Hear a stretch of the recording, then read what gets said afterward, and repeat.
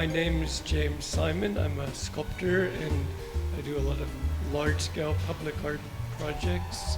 I'm based in Pittsburgh, in Uptown. And one of the first big commissions I had in Pittsburgh was by Eve Picker, a developer, and I built these three large musicians on Liberty Avenue called the Liberty Avenue Musicians, which are pretty well known now.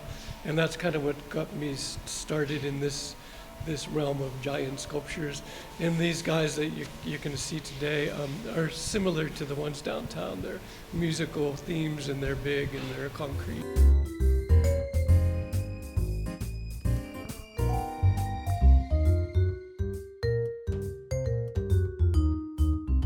So this project is for the city of Tampa.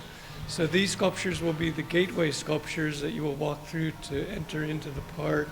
And they're two 15-foot sculptures, two 9-foot sculptures, two dogs, and a jukebox. The purpose of this whole project is that the city of Tampa is creating this art park to pay homage to the African American community, which is the Perry Harvey Park.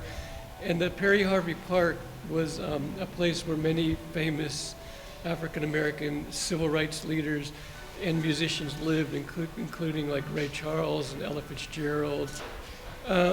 There's a big sax player behind us here, and then besides him is a 16-foot woman playing bass. So she's playing a big stand-up bass, and those two will be beside each other, and you actually walk through them and enter into the park. Then the other two sculptures are two dancers, because the twist was somewhat invented in Tampa, believe it or not, or at least the name the twist was coined in Tampa.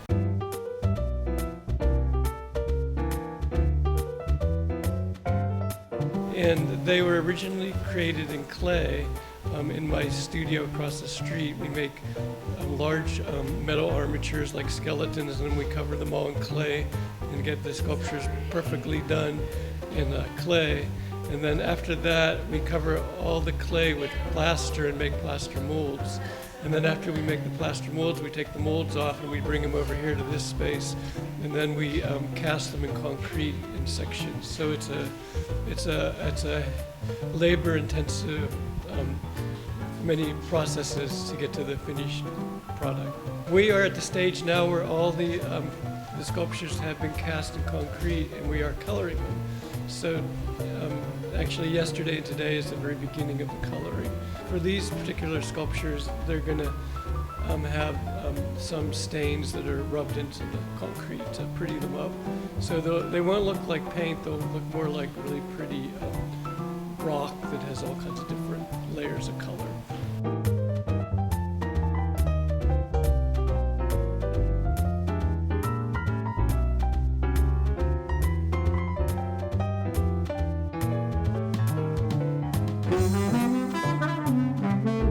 The real motivation that put me into the sculpture world was actually I had a fantastic high school teacher that introduced me to ceramics. His name was Ed Kosowitz, well known as Mr. K, and it was in Peabody High School, and he introduced a lot of people to clay through his ceramics class, and he was a very inspiring artist and teacher, and I loved working with clay in his class, and it kind of like got into my blood, and that was what got me going.